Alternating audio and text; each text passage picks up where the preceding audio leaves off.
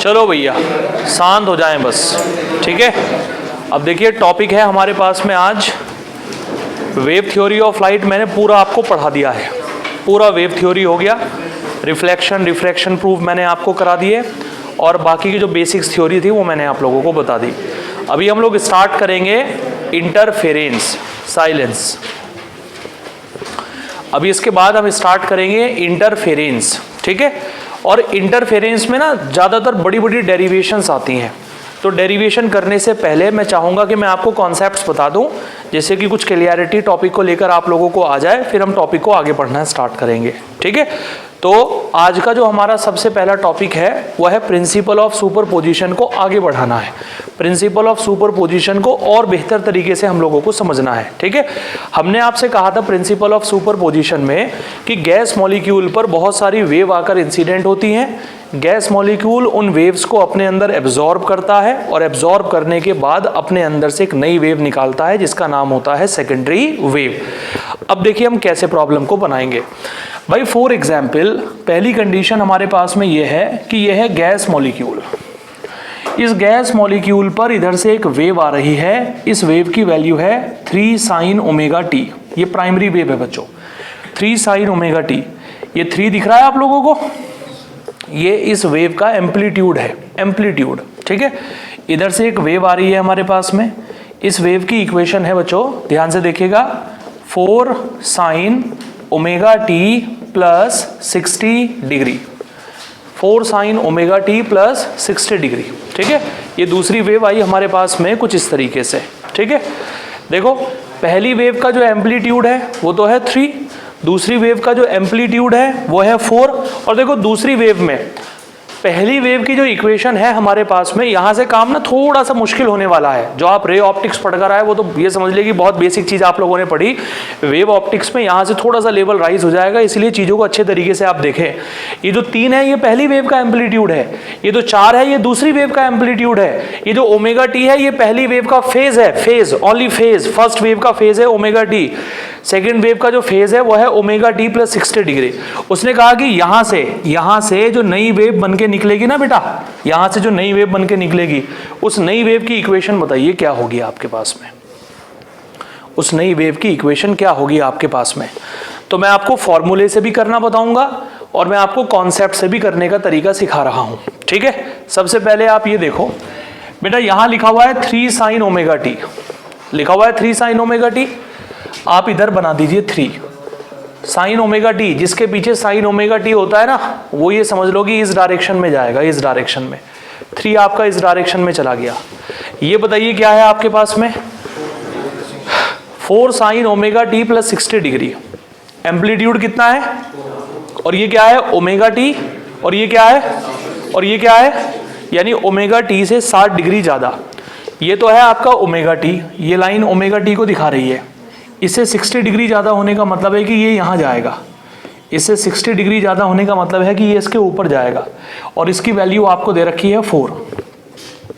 क्या दे रखी है, ये तो हो गया हमारे पास में 3, ये हो गया हमारे पास में 4, और इनके बीच का एंगल हो गया हमारे पास में 60 डिग्री। तो जो रिजल्टेंट होगा ना बेटा वो 4 की तरफ जाएगा, यहाँ पर ये जाएगा हमारा रिजल्टेंट। रिजल्टेंट निकालने का तरीका होता है अंडर रूट इसका स्क्वायर 3 स्क्वायर 9 प्लस इसका स्क्वायर 16 प्लस 2 इंटू 3 इंटू 4, और यहाँ आएगा cos 60 degree, a square plus b square plus 2ab cos 60। आगे देखते हैं, resultant amplitude is equal to 9 और 16 25 प्लस 2 इंटू 3 6 इंटू 4 24। यह है हमारे पास में cos 60। cos 60 की वैल्यू हो गई हाफ, इससे ये कैंसिल आउट, ये आ गया 12। अब आप देखो 25 में 12 ऐड करेंगे तो कितना आएगा 37। लीजिए साहब रिजल्टेंट निकल गया हमारे पास में 37।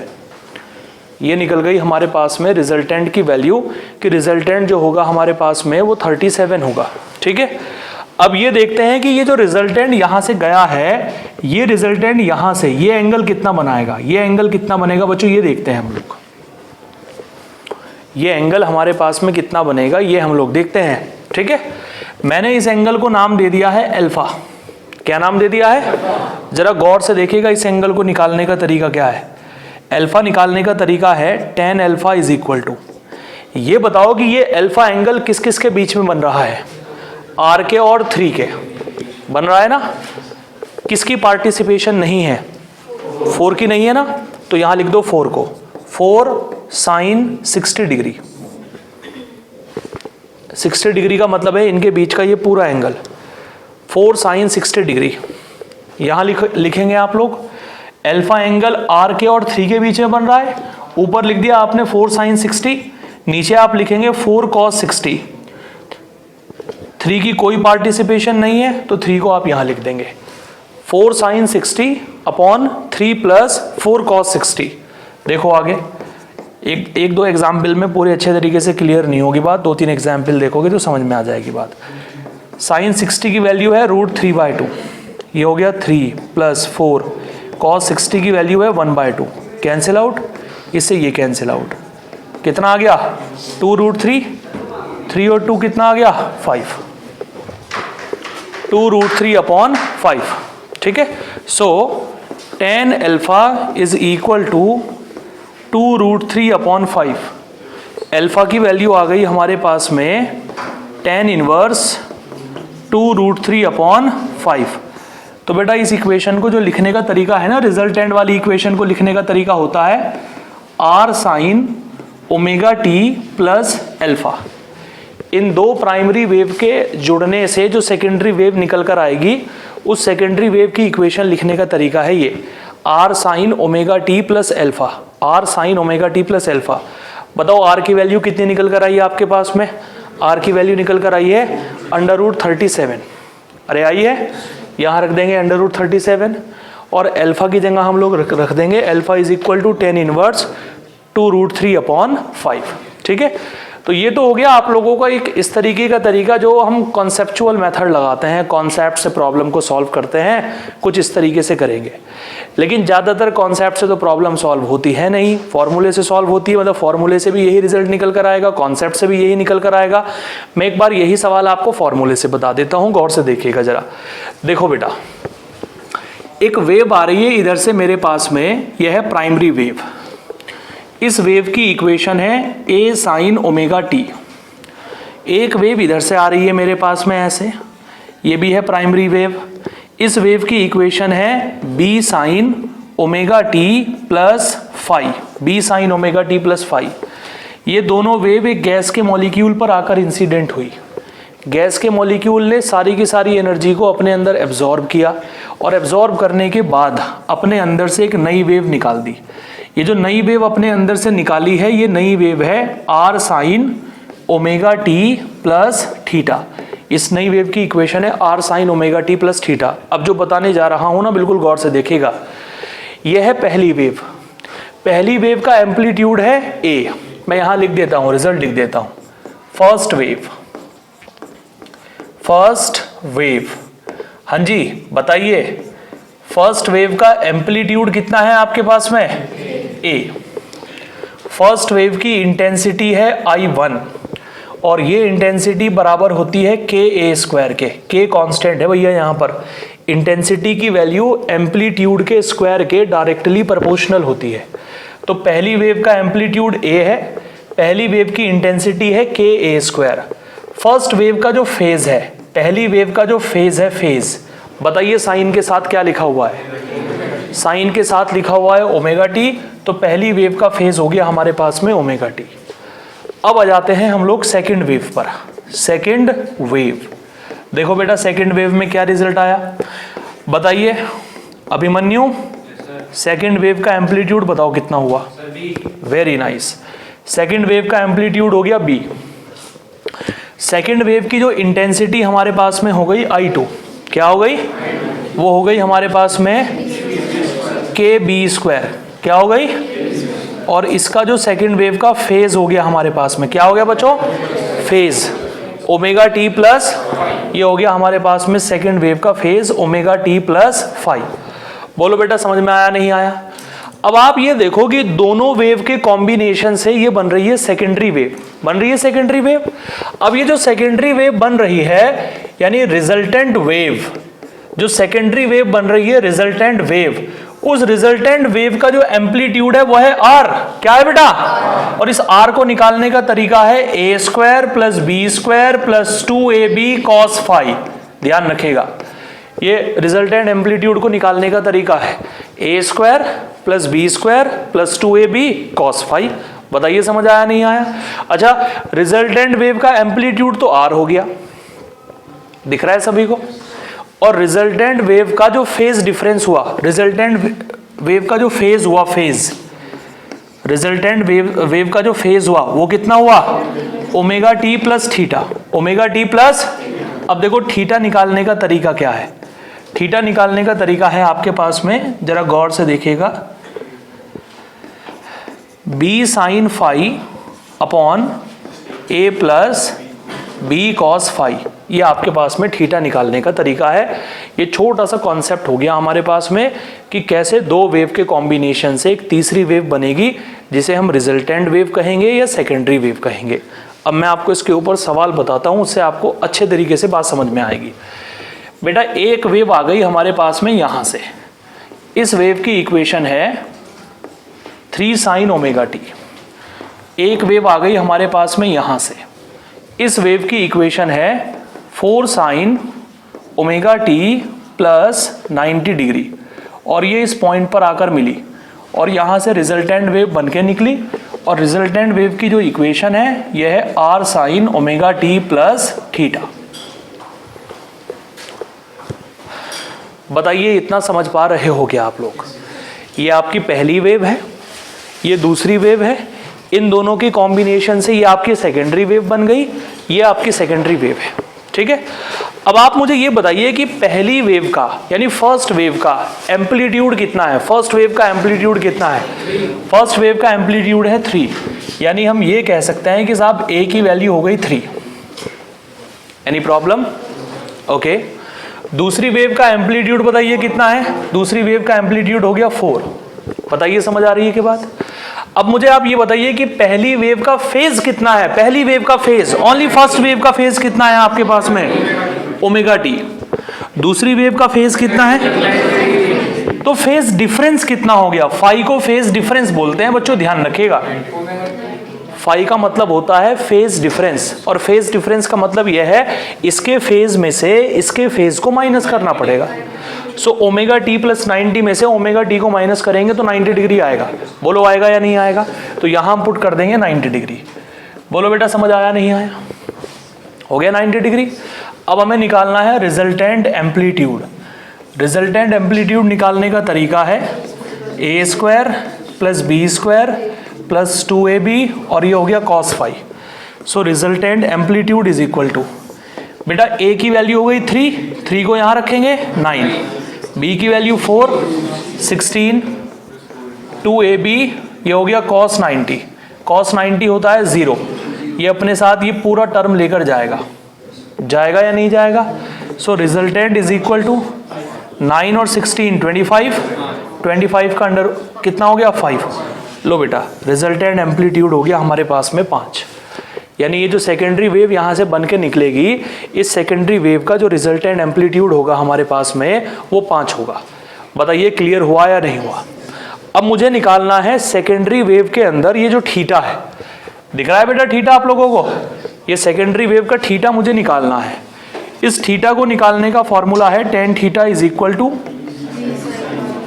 अपॉन, मुझे लगता है कि बहुत आसान है, सीधा वैल्यू पुट करनी है और आंसर बनाना है आप लोगों को। ठीक है, b की वैल्यू बताइए कितनी है आपके पास में? 4 साइन, फाई की value 90, 3 plus 4 cos 90, done. cos 90 की वैल्यू 0, ये पूरा टर्म क्या बन गया? So tan theta is equal to 4 sine 90 कितना हो गया? 1, और अपॉन में कितना है? tan theta is equal to 4/3। tan theta is equal to, so theta is equal to 53 degree. ध्यान रखेगा 4/3 10 के अंदर 53 डिग्री की वैल्यू होगी। तो आपके पास में थीटा की वैल्यू आ गई 53 डिग्री। यानी ये जो सेकेंडरी वेव की इक्वेशन होगी ना बेटा, वो ये होगी 5 sign omega t plus 53 degree. ये सेकेंडरी वेव की इक्वेशन होगी आपके पास में, omega T 5 sign omega t plus 53 degree.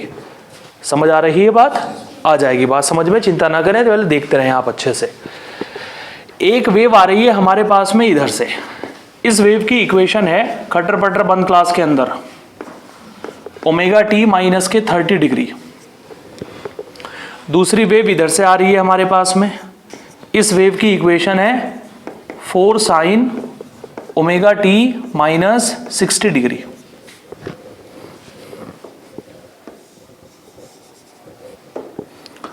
Sixty minus omega T, ये है।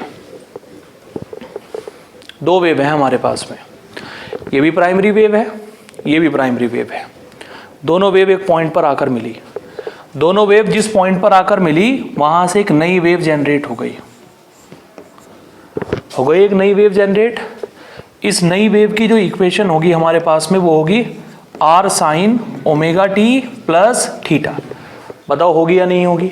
लेकिन इतना ध्यान रखना, ये इक्वेशन भी साइन के टर्म में होनी चाहिए और ये इक्वेशन भी साइन के टर्म में होनी चाहिए। दोनों इक्वेशन साइन के टर्म में होनी चाहिए, तो ये इक्वेशन भी साइन के टर्म में आएगी।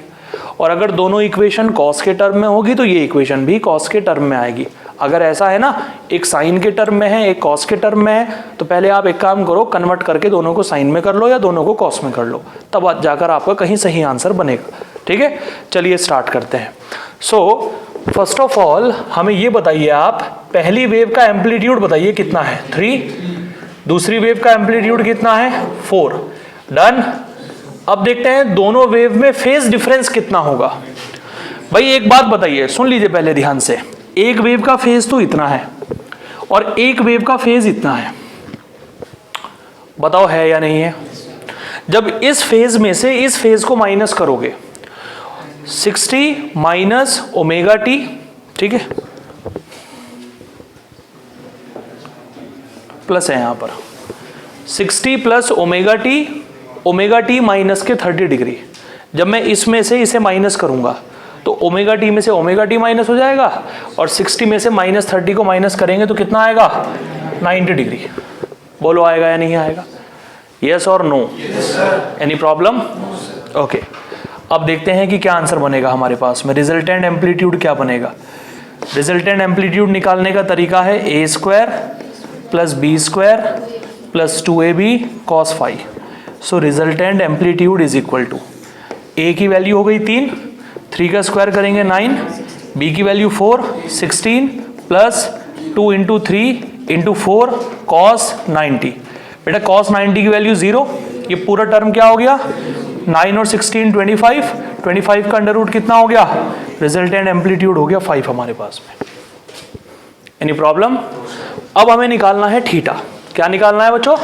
देखो थीटा कैसे निकलेगा।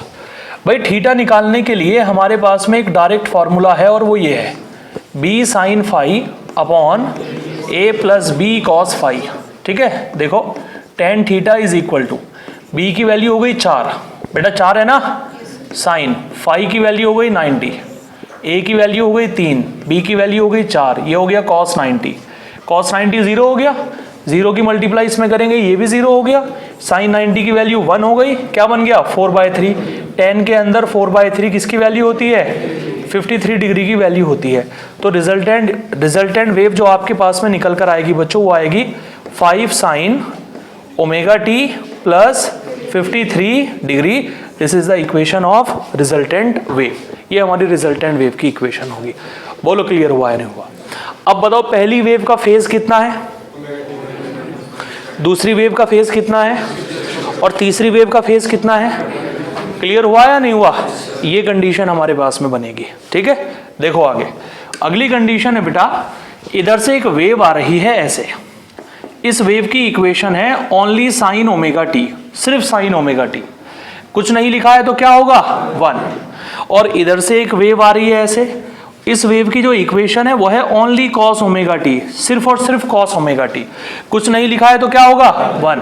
और दोनों वेव इस पॉइंट पर आकर मिलेंगी और यहां से एक नई वेव जनरेट हो जाएगी और इस नई वेव की इक्वेशन होगी R sine omega t plus theta. जल्दी बताओ समझ में आया नहीं आया?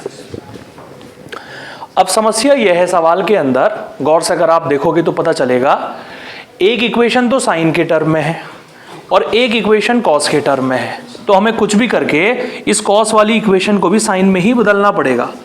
तो मैंने कॉस ओमेगा टी को लिख दिया sign omega t plus 90 degree, ये लिख दिया मैंने, साइन 90 प्लस ओमेगा टी या sign omega t plus 90 degree, ये हमने इसे लिख दिया। अब देखो क्या रिजल्ट मिला हम लोगों को, ये बताइए पहली वेव का एम्पलीट्यूड कितना है 1, ए की वैल्यू हो गई 1, एनी प्रॉब्लम? अब दूसरी वेव पर आइए, बताइए दूसरी वेव का एम्पलीट्यूड भी कितना है 1। देखो यहां साइन ओमेगा टी के सामने क्या लिखा हुआ है 1, यहां sign omega t plus 90 degree के सामने क्या लिखा हुआ है 1, ए की वैल्यू भी 1, बी की वैल्यू भी 1। इसका फेज बताइए कितना है, इसका फेज कितना है या नहीं है? आप एक काम करो, ओमेगा टी प्लस 90 में से ओमेगा टी को माइनस कर दो, कितना आएगा? तो फेज डिफरेंस आ गया हमारे पास में 90 डिग्री। Any problem? अब बताइए रिजल्टेंट एम्पलीट्यूड निकालने का तरीका क्या होता है? रिजल्टेंट एम्पलीट्यूड निकालने का तरीका है a square plus b square plus 2ab cos phi. Clear हुआ बेटा? चलिए देखिए, resultant amplitude is equal to a की वैल्यू कितनी हो गई 1, बी की वैल्यू भी कितनी हो गई 1, 2 इंटू 1 इंटू 1 और ये कितना हो गया 90, कितनी हो गई वैल्यू? cos 90 की वैल्यू 0 हो गई। अगर ये 0 हो गई तो ये पूरा टर्म क्या हो गया, और 1 क्या हो गया? लो साहब, r की वैल्यू निकल गई हमारे पास में √2, निकल गई r की वैल्यू √2। अब हमें निकालना है थीटा। देखो थीटा निकालने का फॉर्मूला क्या है? फॉर्मूला है tan theta is equal to b sin phi upon a plus b cos phi. समझ आ रही है बात? बताइए b की वैल्यू क्या है 1, साइन फाई की वैल्यू क्या है, a की वैल्यू क्या है, b की वैल्यू क्या है, और ये कितना हो गया cos 90, अगेन cos 90 की वैल्यू 0, साइन 90 की वैल्यू 1, ऊपर भी 1 नीचे भी 1, ये किसके बराबर आ गया? और tan के अंदर 1 45 डिग्री की वैल्यू होती है, थीटा निकल गया 45 डिग्री। बोलो बेटा, निकल गया 45 डिग्री। बस दोनों की वैल्यू उठाकर यहाँ पुट कर दो, यानी ये जो रिजल्टेंट वेव आपके सामने निकल कर आएगी ना बच्चों, इस रिजल्टेंट वेव की वैल्यू होगी, बताओ आर की जगह क्या रखेंगे? Sign omega t plus 45 degree, this is the value of resultant secondary wave. ये हमारी रिजल्टेंट सेकेंडरी वेव होगी। क्लियर हो गया? कोई परेशानी है किसी को? पता चल गया क्या होगा? तो प्रिंसिपल ऑफ सुपरपोजिशन क्या कहता है? अगर किसी पार्टिकल पर दो वेव आकर मिलेंगी तो उस वहां से जो नई वेव निकलेगी उसकी वैल्यू बाकी दोनों वेव के सम के क्या होगी? इक्वल होगी। ये हमारा प्रिंसिपल ऑफ सुपरपोजिशन है और इस टाइप की प्रॉब्लम आप लोगों से पूछी जाती है। ठीक है, बढ़ते हैं आगे। देखो बेटा, अगली कंडीशन क्या है? मान लेते हैं, एक छोटा सा नोट पॉइंट है, मान लेते हैं कि पहली वेव की जो इक्वेशन है वो ये है आपके पास में, ए साइन ओमेगा टी। दूसरी वेव की जो इक्वेशन है आपके पास में ये है b sine omega t plus phi. ठीक है, ये पहली वेव की इक्वेशन है, ये दूसरी वेव की इक्वेशन है, और जो रिजल्टेंट वेव की इक्वेशन है आपके पास में ये है R sine omega t plus theta. Clear हो रही है बात? अब बताइए पहली वेव का एम्पलीट्यूड कितना है? ए। तो पहली वेव की जो इंटेंसिटी होगी I1 वो होगी k स्क्वायर के बराबर, k a स्क्वायर के बराबर। दूसरी वेव की जो इंटेंसिटी होगी I2 वो किसके बराबर होगी? k b स्क्वायर के। और जो रिजल्टेंट इंटेंसिटी होगी, रिजल्टेंट इंटेंसिटी वो किसके बराबर होगी? k r स्क्वायर के। बताइए बेटा, क्लियर हुआ या नहीं हुआ? अभी हमने रिजल्टेंट इंटेंसिटी या रिजल्टेंट एम्पलीट्यूड निकालने का तरीका निकाला। भाई रिजल्टेंट एम्पलीट्यूड निकालने का तरीका है हमारे पास में ये a square plus b square plus 2ab cos phi. एक बहुत इंपॉर्टेंट कॉन्सेप्ट बताने जा रहा हूं, बहुत ध्यान से देखिएगा। हमारे पास में रिजल्टेंट एम्पलीट्यूड निकालने का तरीका यह है। जो चैप्टर हम पढ़ रहे हैं इसके अंदर 2 स्टेप आगे एक एक्सपेरिमेंट आएगा जिसका नाम होगा यंग डबल स्लिट एक्सपेरिमेंट। नाम होता है पूरा YDSC बोलते हैं इसे, बड़ा फेमस है 12th फिजिक्स के अंदर, YDSC young double slit experiment. उस एक्सपेरिमेंट की खास बात यह होती है कि जो 2 प्राइमरी वेव आती हैं उन दोनों का जो एम्पलीट्यूड होता है वो आपस में सेम होता है। मतलब मैंने अभी YDSC आपको पढ़ाया नहीं, मैं पहले ही उसके एक रिजल्ट का यूज कर रहा हूं। ध्यान से देखिएगा, मैं यहां ब्रैकेट बनाकर लिख रहा हूं, साहब ध्यान दीजिएगा, बॉक्स में लिख देता हूं 4 YDSC। अगर आप YDSC की बात करते हैं, यंग डबल स्लिट एक्सपेरिमेंट की आप बात करते हैं, तो A की वैल्यू तो B के बराबर होगी और I1 की वैल्यू I2 के बराबर होगी और ये I0 के बराबर होगी। ध्यान रखिएगा, यानी YDSC एक्सपेरिमेंट सिर्फ तभी हो सकता है जब दोनों आने वाली प्राइमरी वेव के एम्पलीट्यूड्स आपस में सेम हो जाएं, A की वैल्यू B के बराबर हो जाए। अब बोर्ड एग्जाम में एक बड़ा कॉमन क्वेश्चन आता है, मतलब सैंपल पेपर में भर भर के इसके ऊपर आपको सवाल मिलेंगे, प्रीवियस ईयर में खूब क्वेश्चन मिलेंगे आपको इसके ऊपर कि YDSC के लिए रिजल्टेंट एम्पलीट्यूड निकालिए कितना होगा। फॉर YDSC रिजल्टेंट एम्पलीट्यूड बताइए कितना होगा। भाई अभी आपने पढ़ा YDSC के लिए A की वैल्यू किसके बराबर हो जाएगी, तो अगर आप चाहें तो B की जगह भी क्या रख सकते हैं A, और A की जगह क्या रख सकते हैं B। हमने वैसा ही किया, हम लिख देते हैं यहां पर फॉर YDSC के लिए A की वैल्यू किसके बराबर हो गई, B के। क्यों भाई, समझ आया? YDSC के लिए A की वैल्यू B के बराबर हो गई। अब हम एक काम करते हैं, R² इज इक्वल टू, यहां क्या है A², यहां क्या है बच्चों, इसकी जगह भी A² ही रख देते हैं। अरे समझे? अच्छा बताओ यहां क्या है 2A, और ये क्या है B की जगह क्या रखेंगे, यहां A रखेंगे, A इंटू A क्या हो जाएगा, और ये क्या बन गया आपके पास में cos phi। समझ में आया? A² plus A² 2A² plus 2A² cos phi। बोलो बेटा समझ आया क्या? ये बताइए कि कॉमन क्या आ रहा है यहां से, अंदर क्या बचेगा। अब मैथ्स वाले बच्चे ना इस फॉर्मूले को बखूबी जानते हैं, क्योंकि डिफरेंशिएशन में, इंटीग्रेशन में बहुत बार इसका यूज होता है। जहां भी 1 प्लस cos phi बनता है उसकी जगह हम लिख देते हैं 2 cos² phi by 2, 2 cos² phi by 2, 2 cos² phi by 2। आप में से जिन लोगों को इसके बारे में ना पता हो ध्यान रखिएगा, जहां भी बायोलॉजी वाले स्टूडेंट खासकर जहां 1 प्लस cos phi बनेगा ना, आप इसकी जगह पुट कर देंगे 2A² 2 cos² phi by 2।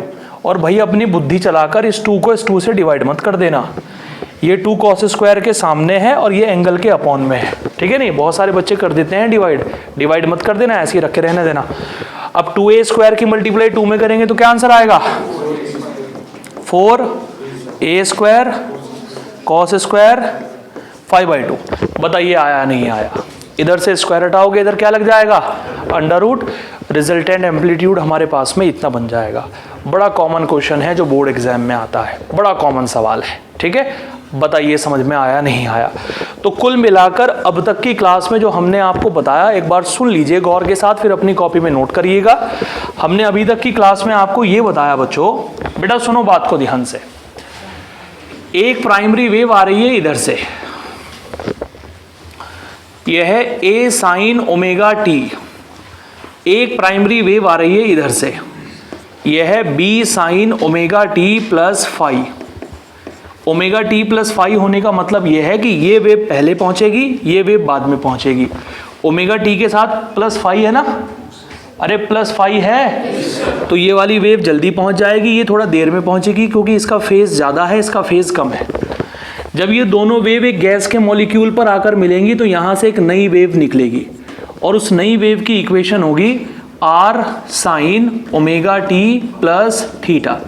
ये सब हम ड्राइव करेंगे, लेकिन अभी मैं आपको पहले कॉन्सेप्ट्स बता रहा हूँ समझने के लिए बातों को, ठीक है। चलिए बताइए R की वैल्यू किसके बराबर हो सकती है? R होगा बेटा यहाँ पर किसके बराबर, A² plus B² plus 2AB cos phi, और इधर होगा R²। जल्दी बताओ समझ आया नहीं आया? और ये फाई क्या है, फाई, ये फाई है, इसके फेज में से इसके फेज को माइनस करना है, जो एंगल आएगा वो फाई कहलाएगा। क्लियर हो गई बात? अच्छा, पहली वेव की जो इंटेंसिटी होगी वो होगी के ए स्क्वायर के बराबर, दूसरी वेव की जो इंटेंसिटी होगी वो होगी के बी स्क्वायर के बराबर, और रिजल्टेंट की जो इंटेंसिटी होगी वो किसके बराबर होगी, के आर स्क्वायर के। कई बार क्वेश्चन आता है दोनों वेव की इंटेंसिटी का रेशो बताइए, I1 और I2। बेटा I1 है इस वाली वेव की इंटेंसिटी, I2 है इस वाली वेव की इंटेंसिटी। जब आप दोनों को डिवाइड करोगे इधर क्या कैंसिल आउट होगा, के से के कैंसिल आउट, क्या बचेगा, ए स्क्वायर अपॉन, बताओ बच्चों समझ में आया या नहीं आया? ठीक है, ये जो थीटा आपको दिख रहा है, इस थीटा को निकालने का तरीका है tan theta is equal to B sine phi upon A plus B cos phi. जल्दी बताओ क्लियर हुआ या नहीं हुआ? अच्छा, एक और बात ध्यान रखिएगा, मैंने आपसे अभी कहा अगर किसी सवाल में बात होती है किसकी, YDSC की, यही है इसका नाम, एग्जाम में भी इसी नाम से आता है, यंग डबल स्लिट एक्सपेरिमेंट, या वो शॉर्ट फॉर्म में आपको कह देगा YDSC। अगर बात हो रही है YDSC की, तो YDSC के लिए A की वैल्यू B के बराबर होगी। A किसके बराबर होगा, और I1 किसके बराबर होगा, यानी पहली वेव की इंटेंसिटी दूसरी वेव की इंटेंसिटी के बराबर, और पहली वेव का एम्पलीट्यूड दूसरी वेव के एम्पलीट्यूड के बराबर होगा। ये है बेटा आज की हमारी क्लास का पूरा रिजल्ट जो अभी तक मैंने आप लोगों को बताया है। पहले ये बताओ प्रिंसिपल ऑफ सुपरपोजिशन समझ में आ गया क्या सभी लोगों को? जहाँ दो वेव आकर मिलेंगी वहाँ से एक नई वेव जनरेट हो जाएगी। एक वेव की इक्वेशन ये, एक वेव की इक्वेशन ये, और नई वेव की इक्वेशन ये, और इस तरीके से हम नई वेव्स के रिजल्ट निकालेंगे। क्लियर? क्लियर? चलिए करिए नोट डाउन।